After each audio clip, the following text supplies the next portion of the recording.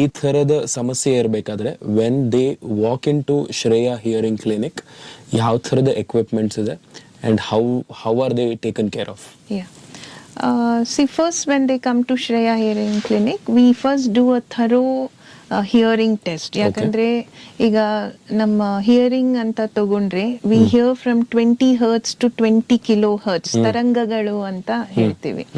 So ಒಬ್ಬೊಬ್ರಿಗೆ finger print ತರ ಈ ತರಂಗಗಳು ಡಿಫ್ರೆಂಟ್ ರೀತಿನಲ್ಲಿ ಅಫೆಕ್ಟ್ ಆಗಿರುತ್ತೆ.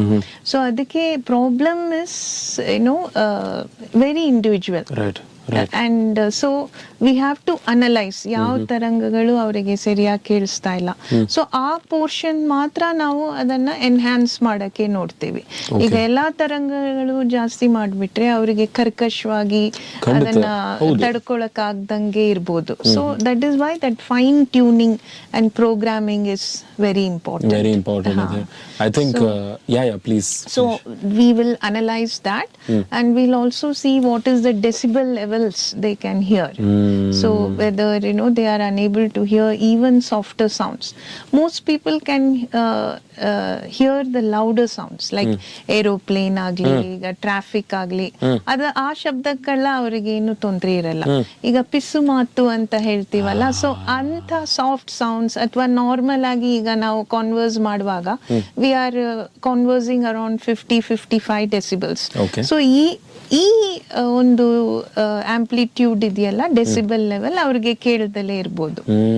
ಮತ್ತೆ ಫಿಲ್ ಇನ್ ದ ಬ್ಲಾಂಕ್ಸ್ ತರ ಇರುತ್ತೆ. ಈಗ ನಾನು ಐಸ್ ಕ್ರೀಮ್ ಅಂತ ಹೇಳಿದ್ರೆ ಅವ್ರಿಗೆ ಆ ಐ ಪೋರ್ಷನ್ ಕೇಳ್ತಿರತ್ತೆ, ಎಂ ಪೋರ್ಷನ್ ಕೇಳ್ತಿರತ್ತೆ, ಬಟ್ ಇದು ಅಂತ ಸಣ್ಣ ಸೌಂಡ್ ಬರ್ತಾ ಇದೆಯಲ್ಲ ಅದು ಅವ್ರಿಗೆ ಕೇಳಲ್ಲ. ಸೊ ಅವಾಗ ಅವ್ರು ಏನ್ ಮಾಡ್ತಾರೆ, ಐಸ್ ಕ್ರೀಮ್ ಅನ್ನೋ ಪದಕ್ಕೆ ಅವ್ರು ಐ ಕೇಮ್ ಅಂತ ಮಿಸ್ಅಂಡರ್ಸ್ಟ್ಯಾಂಡ್ ಮಾಡ್ಕೊಂಡ್ ಬಿಡ್ತಾರೆ. ಸೊ ಆ ತರ ತುಂಬಾ ನಡೀತಾ ಇರುತ್ತೆ. So life becomes like a fill in the blanks. Correct. Your mind gets into solving that. Exactly. ಆ ಊಹೆ ಮಾಡ್ತಾ ಏನಾಗತ್ತೆ, ಕೆಲವು ಸತಿ ಊಹೆ ಕರೆಕ್ಟ್ ಆಗಿ ಅವರಿಗೆ ಬಂದ್ ಬಿಡ್ಬೋದು, but most of the time it might be a wrong landing. So ಆ ಟೈಮಲ್ಲಿ ಅವರಿಗೆ ನೀವೇನೋ ಒಂದು ಕೇಳ್ತಾ ಇದ್ರೆ ಅವ್ರು ಬೇರೆ ಏನೋ ಉತ್ತರ ಕೊಡ್ತಿರ್ತಾರೆ. So this is the major issue. So we need to first analyse that and accordingly we will suggest different hearing aids. And